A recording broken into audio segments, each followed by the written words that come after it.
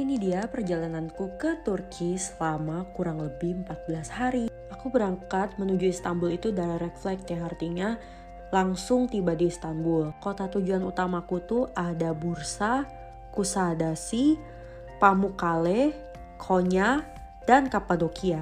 Fakta menariknya kalau kamu ke Turki, kamu tuh nggak perlu visa karena Indonesia ada kerjasama bilateral yang baik dengan Turki.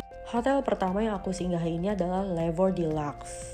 Adanya di Istanbul nih guys, dan tempatnya itu keren banget walaupun kecil tapi super nyaman. Pemandangannya juga langsung nih ke tengah kota ya guys. Aku ke Turki ini waktu musim gugur, jadi udaranya cukup nyaman buat kita orang Indonesia karena cenderung adem.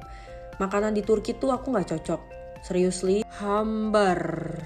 Oke, kita lanjut ke pantai. Ini aku ke pantai, ke Izmir ya. Di sini tuh seru banget karena banyak bangunan-bangunan bersejarah macam di Venice, Italy. Wajib banget kalau kamu ke Turki ini kamu datang ke kota ini karena di kota ini tuh salah satu favorit aku juga nih. Vibes-nya kayak di Eropa meskipun ini masih di Asia. Oke, hotel di sini aku nginep di Hilton. Di sini makanannya lebih enak daripada di hotel-hotel lain ya, masih lebih manusiawi. Karena entah kenapa di Turki itu kok makanannya kayak kurang rempah ya kalau menurutku. Kalau menurut kalian yang pernah ke Turki gimana guys? Apa mungkin mulutku aja nih yang terlalu kampung? Hehehe. Lanjut ini lihat fashion show dulu sebelum menuju ke kota selanjutnya yaitu Bursa. Nah, di sini tuh terkenal sama industri fashionnya yang menarik ya. Jadi di sini ada banyak banget jenis jaket-jaket berbagai musim dan juga kalau kalian cari jaket berbulu, Turki ini salah satu negara yang mengekspor jaket ke seluruh dunia dan ini aku diajak mencoba salah satu fashion terbaru mereka sebelum makan siang. Jujur salad mereka lumayan enak sih daripada yang lain dan ini pemandangannya oke banget ya. Kita sekarang lagi ada di Şirince, salah satu kota ataupun desa yang ada di Turki. Dari sini tuh kayak pasar ya, tapi pasarnya bagus banget guys. Şirince ini warna-warni banget kalau kita lihat dari buah-buahnya, itu unreal ya, kayak buah-buah mainan gitu. Kalau ke Şirince ini wajib cobain es krimnya, wine dan es krimnya itu yang terbaik. Oke, kita lanjut, ini mau jalan lagi ke salah satu kota paling bersejarah di Turki, yaitu adalah Hierapolis. Dari pintu masuk menuju ke area atasnya atau kolosiumnya itu ditempuh selama sekitar 15 menit. Saranku lebih baik charter bus tambahan aja karena capek ke atas. Dan ini aku di kolosium. Kalian juga di sini bisa renang. Sayang banget aku lupa bawa baju renang, jadi aku memutuskan untuk masuk ke dalam museum yang lumayan bersejarah. Lanjut, ini deket banget sama tempat tadi, adanya di Cotton Castle atau Pamukkale. Di sini tuh kelihatannya kayak salju ya guys, tapi ini tuh nggak dingin sama sekali. Aku sih sebenarnya nyesel nggak buka sepatu di sini karena sebenarnya bisa cobain airnya. Hotelku yang ini adalah salah satu hotel yang paling mewah yang aku tempati di Turki, yaitu adalah Pam Thermal Hotel Bintang 5. Ini ada air belerang langsung dari pegunungan di Turki dan rasanya hangat berbau besi. Kalau masalah kamar hotel sih ya biasa aja lah ya. Malah bisa dibilang lebih bagus hotel-hotelku sebelumnya. Tapi fasilitasnya tuh di sini jauh lebih lengkap.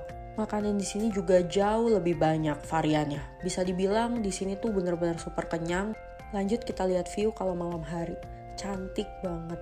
Ini mulai mengarah ke Kapadokia, di mana tempat si balon udara ini melayang setiap harinya di pagi hari maupun sore hari. Selama di Turki ini aku bener-bener kenyang di jalan karena perjalanan dari satu kota ke kota lain itu bisa memakan 2-9 jam. Kalian tahu nggak guys, di sini berapa derajat? 20 derajat. Tapi dingin banget, nggak tahu kenapa. Terus ini dekat masjid, jadi lagi azan. Perjalananku selanjutnya ini adalah ke Kardak, yaitu adalah rumah-rumah zaman dulu di Turki, zaman prasejarah sebelum adanya rumah-rumah modern seperti sekarang. Ini kita bisa lihat ya bangunan-bangunannya ini. Ini aku sama tour guide aku anyway, dituntun di Kardak ini. Besok paginya aku berencana emang mau naik balon udara. Ini adalah sesi waktu balon udaranya mau dinaikkan, harus dipanasin dulu. Dan di momen ini tuh bener-bener momen yang menyenangkan karena ini untuk pertama kalinya aku akan terbang menggunakan balon udara di Kapadokia langsung. Tahu gak sih guys, kalau misalnya balon udara ini tuh lagi ngetrend banget atau viral banget di Indonesia gara-gara salah satu film ya yang menyebut Kapadokia. Jadi tuh kayak aku teringat lagi momen masa kecilku di mana aku pengen banget kesini karena lagu Sherina, balon udaraku. Aku pribadi naik ke balon udara ini sekitar 300 USD harganya, dan ini ada di pagi hari. Jadi sebelum subuh udah mulai naik kayak tadi kalian lihat persiapannya, dan sekitar 1 jam ada di atas udara. Ini bisa lihat pemandangannya dari segala sudut ya teman-teman, dan juga bisa minta tolong orang di sekitar kita untuk bantu fotoin. Selesai naik balon udara, kita diderek nih sama salah satu mobil bak terbuka, diantar ke satu titik dimana kita merayakan selebrasi bersama. Jadi kita minum wine bareng nih sama para teman-teman yang ikutan naik balon udara tadi.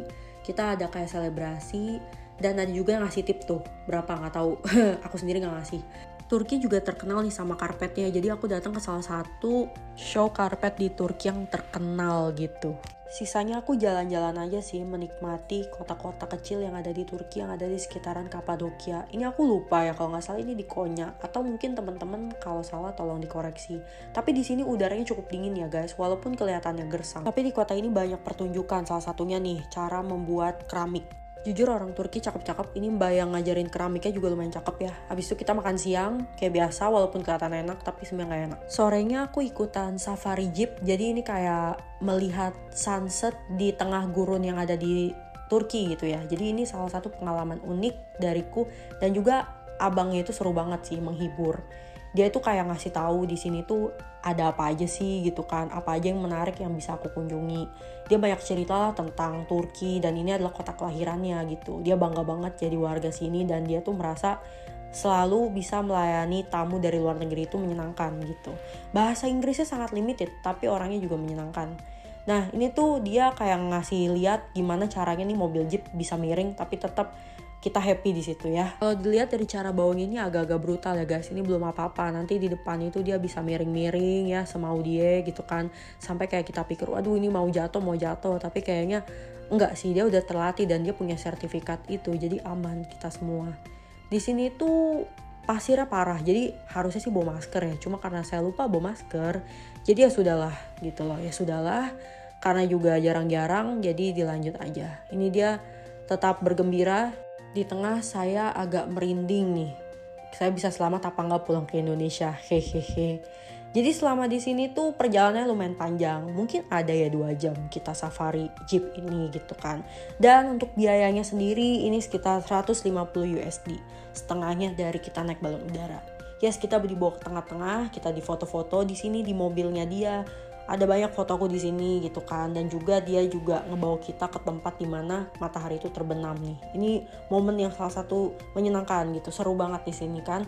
Dia juga orangnya asik gitu loh. Nah, pulang dari safari jeep tuh udah malam banget, dan ini langsung makan di hotel yang sama. Jadi di hotel ini tuh kalau nggak salah aku ada 2 apa 3 malam gitu. Hari ini kita jalan-jalan ke satu daratan yang entah ini apa ya. Jadi putih semua,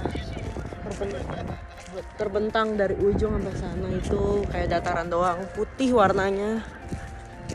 Apa ya ini ya, aku juga sendiri nggak tahu sih, harus search di Google sih. Cuma sebagian ada yang kayak bentuknya tuh kayak kapur gitu ya. Ini sama kayak di Pamukkale kemarin, tapi di sini itu luas banget, kayak berhektar-hektar tanahnya tuh kayak gini ya, kosong gitu, nggak dibangun apa-apa. Mungkin di bawahnya ini ada air kayaknya, nggak tahu siapa gitu.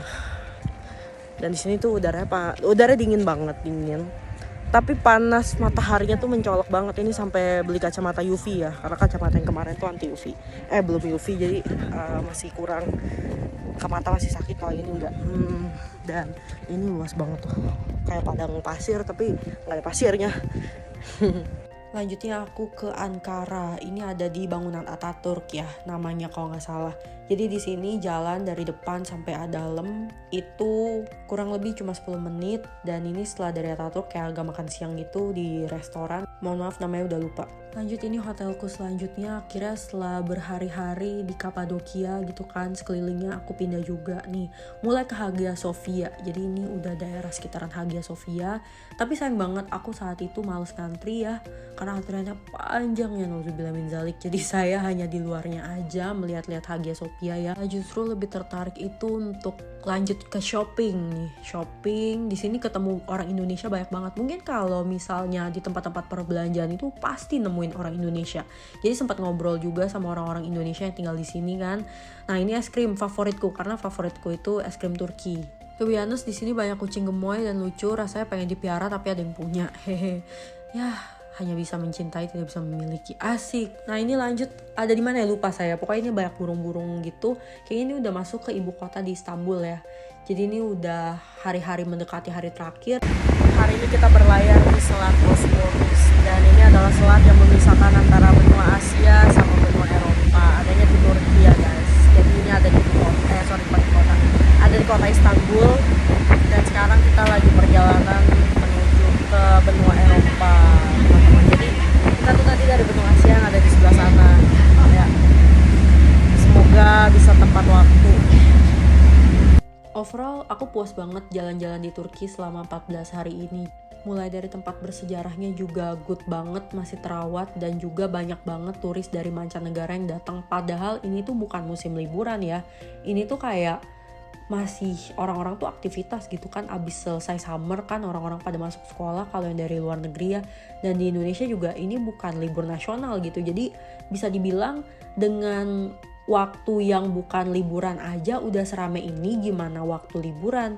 Jadi salah satu yang aku suka juga ini nih, waktu perjalanan di Bosporus ini gitu kan, karena ini adalah sesuatu hal yang unik karena kita berangkat dari Asia ke benua Eropa dan lumayan lama juga tuh aku di benua Eropa itu, kayak sempet juga makan atau sempet juga datang ke pusat-pusat hiburan malamnya juga seru gitu. Jadi overall di Turki ini bikin aku pengen balik lagi sih. So kesimpulannya, kalau kalian mau jalan ke Turki, apalagi kalian solo traveling nih, kalian banyak-banyakin riset terutama soal makanan.